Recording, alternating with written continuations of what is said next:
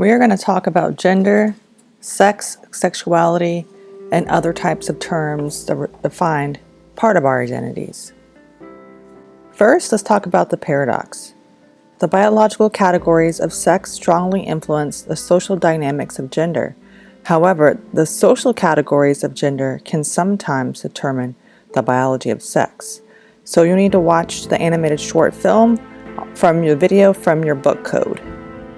Here's a question for you. Do sex and gender always match? List as many gender characteristics as there are for men and women. What actions do only men do? What actions do only women do? Now think again. What do males do and what do females do? Does this list match up with your gender activities? Understanding the differences between these terms being sex, sexuality, and gender, is essential for understanding the concepts throughout this section. So we'll spend the next few minutes making sure we are all clear about these terms. First, sex refers to the biological differences that distinguish males and females. Sexuality refers to desire, sexual preference, sexual identity, and behavior. Gender is a social construct that consists of a set of social arrangements that are built around sex categories. Sometimes in our society, we see the terms sex and gender used interchangeably. For instance, on a job application, you might see a checkbox that says to select your gender, followed by the words male or female. This is actually an inappropriate use of the term gender. The application is actually referring to sex. Why do you think someone might use the term gender rather than sex? Next, I'd like for you to watch the video, Demographic Structures of Society. And here you'll see 5 different categories. First, I'd like for you to go through this video and identify yourself with the 5 different categories, those being sex, gender identity, attraction, expression, and fornication. The study of gender involves looking very closely at the relationship between nature and nurture, and not assuming that one overshadows the other or that there is a clear line separating the two. It is common to think that there's only 2 sexes, male and female, and that all people fall into one group or the other. And indeed, this is a way of imposing order in a chaotic world. But there is evidence to suggest that we need to embrace a more expansive definition of sex, one that goes beyond 2 rigid and distinct categories. For instance, about 1 in 1,000 babies are born intersect, or hermaphroditic, which means having an abnormal chromosomal makeup and mixed or indeterminate male and female sex characteristics. This is a function of biological sex. Gender is different because it relates to the way that a person behaves and is based on biological sex. In other words, we learn how to act manly or womanly based on the sex we're born into.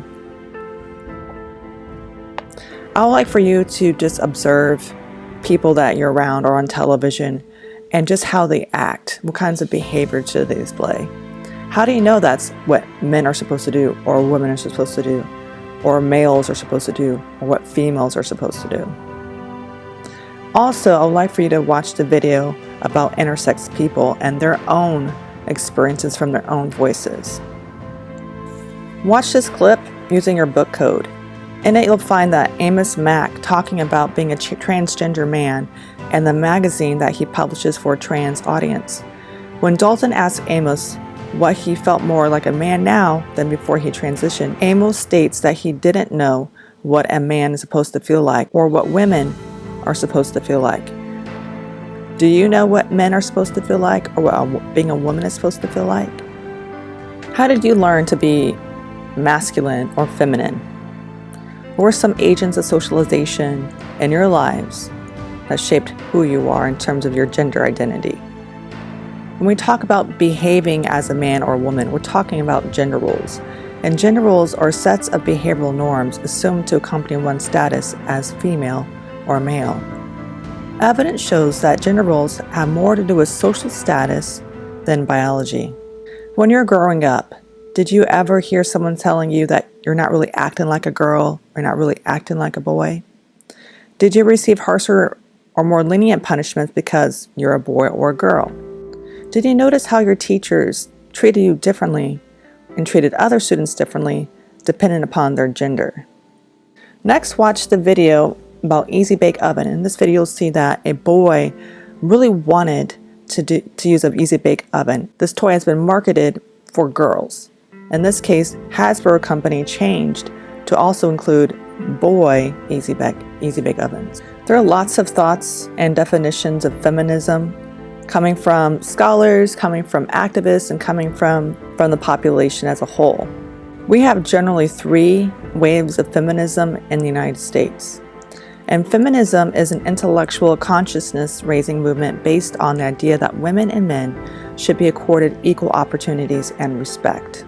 In the United States, the history of women's movement can be divided into 3 historical waves. The first wave was the earliest period of feminist activism and included the period from mid-19th century until American women won the right to vote in 1920. The campaign organized around gaining voting rights for women, and this was called the suffrage movement. The second wave was a period of feminist activity during the 1960s and 1970s that is often associated with the issues of women's equal access to employment and education. The third wave is the most recent period of feminist activity and focuses on issues of diversity and a variety of identities that women can possess. And you'll probably have heard this term a lot, intersectionality. This is a type of feminism and feminist movement that we're now in.